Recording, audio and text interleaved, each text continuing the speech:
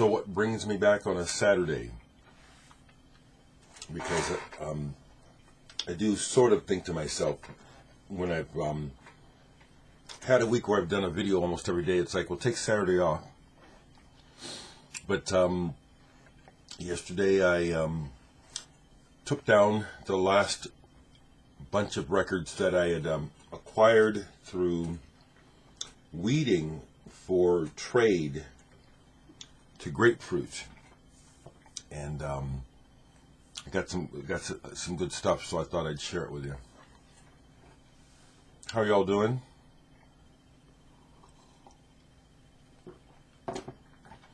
I think I can tell by the responses on my last video that you regular people are understanding me, where I'm coming from.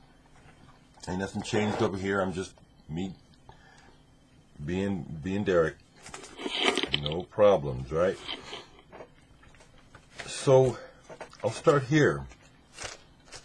I took some stuff down for trade, and I'm always surprised because I don't always know the value of stuff that I have, and I got a nice amount yesterday for what I took down, really more than I thought I would. So I got I bought 10 records home. That's pretty good these days, you know, with the prices. So I grabbed this, Don Cherry live in Stockholm. This was released in 2013. I had never seen this before. These are, one album is from 1968, the other is from 1971, and part of it is jazzy, and the other part is spiritual, which makes this a wonderful pickup. I love Don Cherry and the essence of the type of person that he was, beyond his musicianship and his musicality. As a person, I related to his mindset. He was like a universal. He was a planetary citizen, which is how I personally describe myself. If I have to give myself a label, that's one of them. I want to see myself, and in my internal world, I'm a planetary citizen. I'm a member of the human race. Okay, so in the used, I got 2 used albums. I got the second Gateway album. I have the first one, Abercrombie, Holland, and DeJohnette. You know what you're getting with these musicians. They have a language and a way of communicating with one another that is special. And it's always a delight to hear these folks play together. I got to see Gateway live in Chicago. They had a reunion concert some years ago in 2000s, and I went there with a friend, and got to meet John Abercrombie after the show. But it was just something fantastic. Actually, I've met all 3 of these guys at different occasions. Abercrombie, Holland, and DeJohnette. I've met them all. Wonderful musicians as well as people. This was kind of a neat find for me in the used section. It's the kind of thing I look for from the past. Scott Bradford, Rock Slides. Doesn't look very familiar. When I saw it, it caught my attention because, number one, I can see it's old, but it's on the Probe, ABC Probe label. I don't even remember seeing this back in the day that much, but I do. This was a nice surprise. This is where this guy is doing a David Axelrod, Gerald Wilson type of thing. Back in 1970, when it was still kind of a novel thing to be putting jazz and rock together. And so what we have here, for the most part, is a decent band, including some real players, but rather than swinging these arrangements, they play a rock beat to it. That's really the main thing. Stu Martin is the drummer. As you know, he's a good drummer.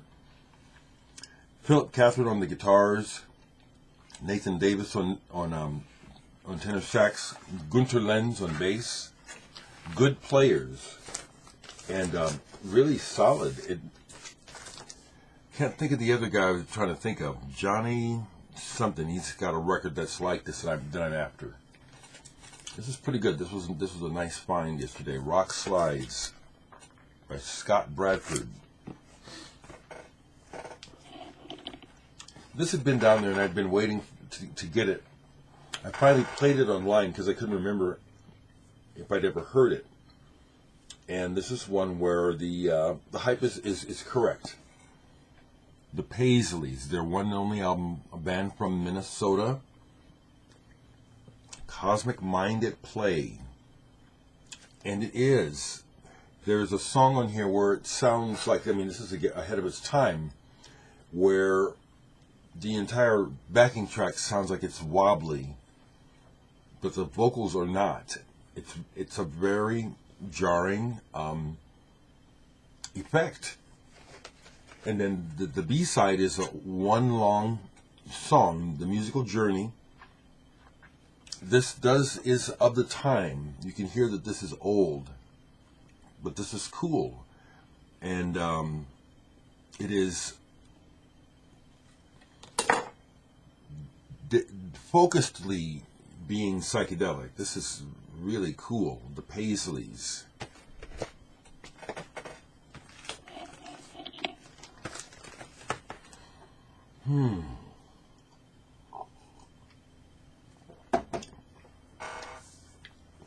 Really don't have much to say about the world because I can't hardly handle the news because it's just insane to me, 21st century and the war actions going on, it's just mind-blowing, Wherever it's at, in the Middle East, over in Ukraine, this mad scramble for power that, and we're just like pawns and just blow us up like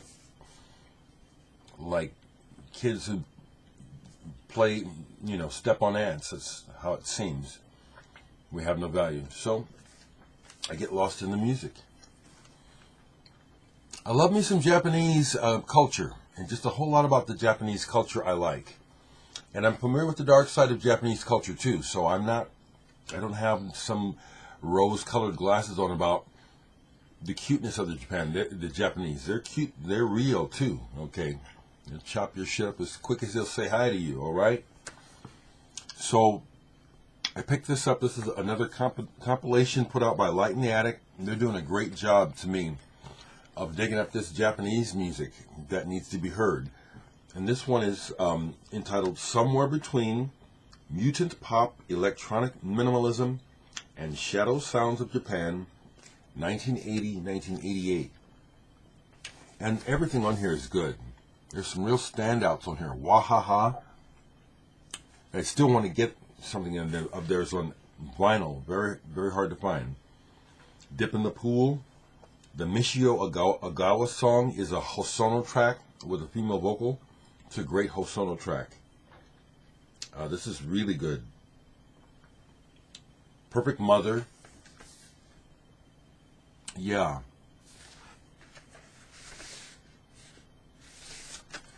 I like Japanese culture very much. I do.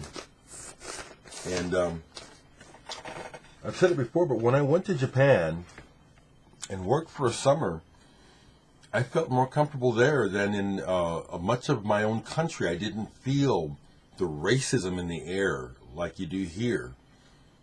I only was bothered on one occasion, and it seemed to be more about me being an American than being black. Matter of fact, I had the opposite happen to me of what people told me would happen. I was treated very nicely in Japan. Okay, so this one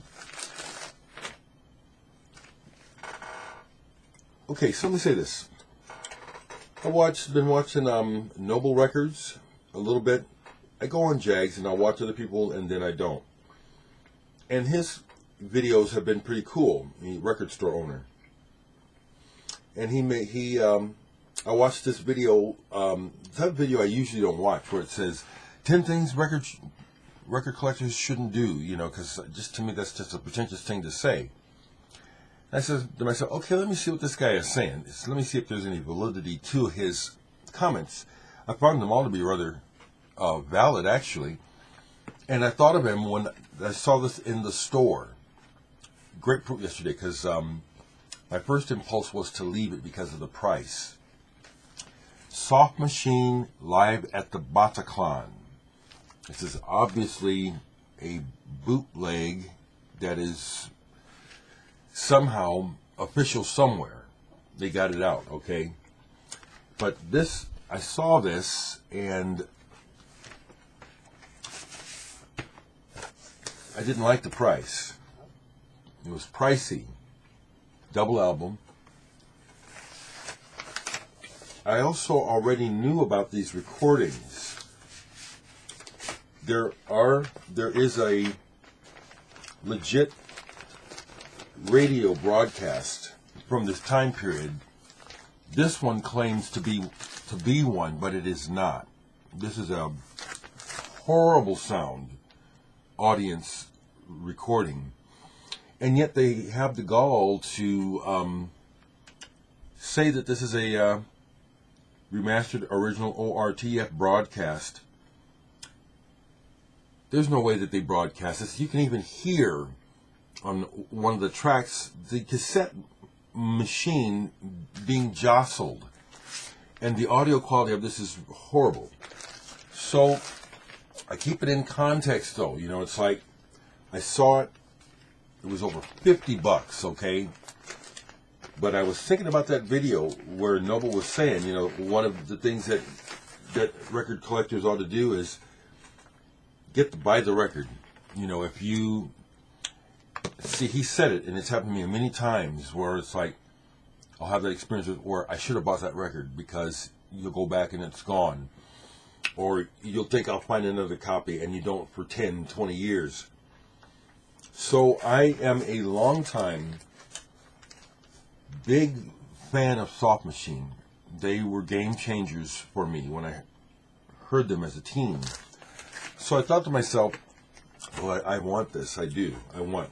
And so when I put it on, and it was that shitty recording, it was not a big letdown. It was like, this is kind of what to expect. This is kind of what old bootlegs back in the early days of Led Zeppelin and Beatles bootlegs, where it was just cassette players back then. Many of those bootlegs are unlistenable. This is almost unlistenable. But I'm glad I went ahead and said, I want it, I got it. So I have the item for my collection. Won't be playing it much. Sure won't. Okay. So another pleasure purchase yesterday that I just indulged myself in with the trade was I got a copy of the newly remastered Ege Bamyasi by Can on Spoon Records. I have an original of this with the original insert and everything. I've had it since high school. And because of what it means to me, I've taken pretty good care of it. It's still pretty real playable. But I thought to myself, let's get this. Nice green vinyl. Remastered. Audible. Is it audible, the remastering? Yeah, it is. Thankfully. Thankfully, you hear the remastering, and I love this album. This was my introduction to Can. And when I first heard this in my in my senior year, was it my junior or senior year of high school, my first reaction was I did not understand what was going on.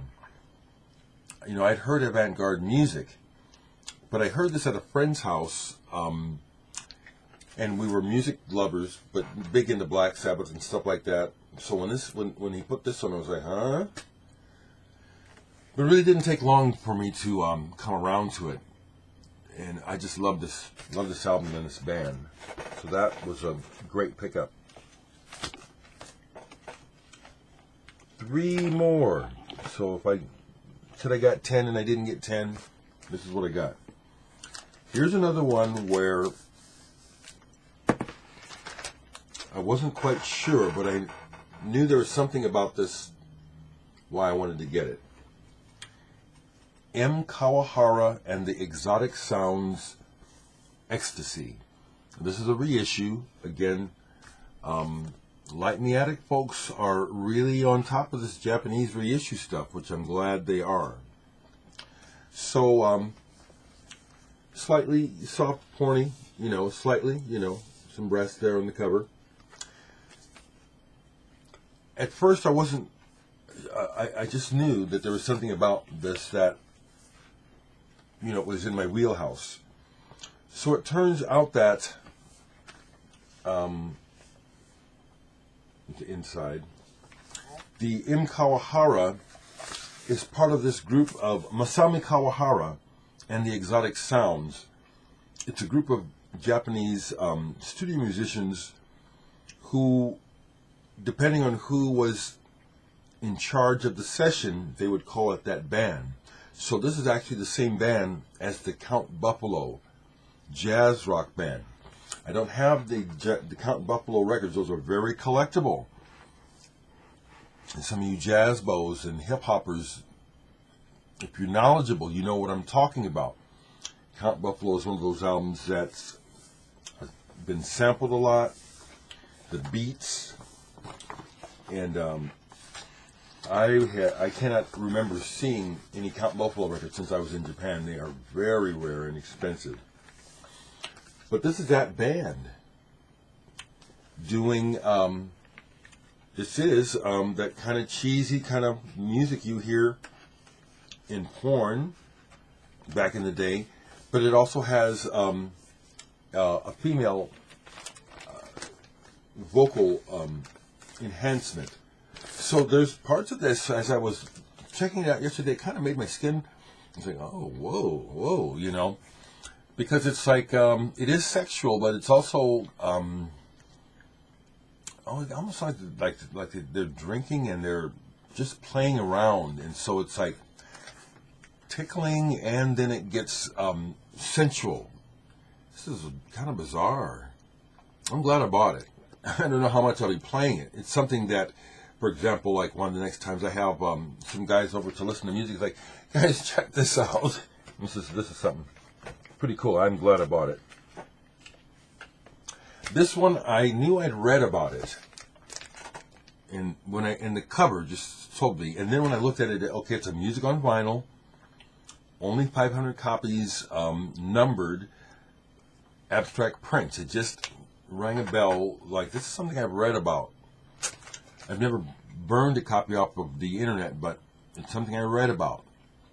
So I grabbed it, and I'm glad I did. Okay, there's a story behind this about a young American moving to Europe, chasing a girl after a girl. He gets there, and she's not happy at all, and he ends up wandering and ends up making a record. It's really good. It's like he was a singer-songwriter, but when they put him in the studio, they hooked him up with this jazzer, Tony Voss, and Bert Page, arranger who I know his work from library music and stuff. And so it's got that sort of late 60s, 70s. It's also on gold vinyl. I thought that was cool. Yeah, I'll grab this. I really like it.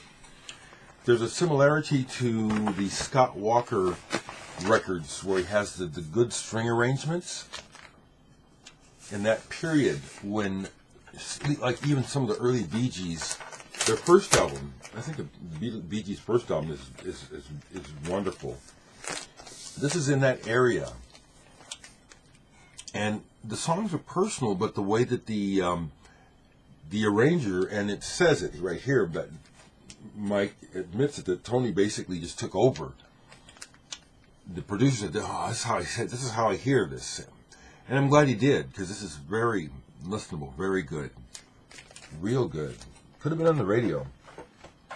And the last thing I bought was not even out on the shelves. It was still behind the counter. But I noticed the cover and I said, that looks kind of familiar. What is that? So he brought it and showed it to me. And it's the latest album by Ichiko Auba.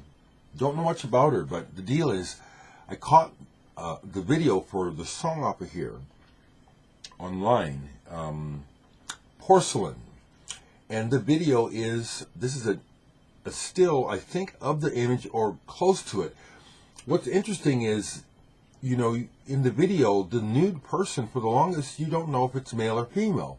Just like in this picture here, you know, looks female, but if it's the person from the video, that ended up being a guy. No big deal. To me, the image is perfect for the music.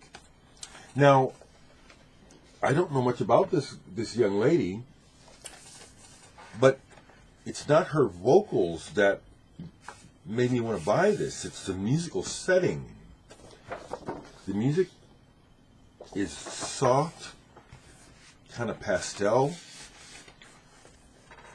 very much like listening to Japanese watercolor. It's slightly minimal. It's beautiful. So I asked Simon, hey, what's that back there? What's that? What's that laying back there? You know, because I'm always looking, for something new. So once I grabbed it, and I'm glad. This is very nice. Sounds like the cover. Really. Impressionistic is the word I keep. Sometimes I'll be trying to think of the word impressionism. That's what I'm thinking of. So that's my haul that made me want to make a video and got me talking for 20 minutes plus. Have a good weekend.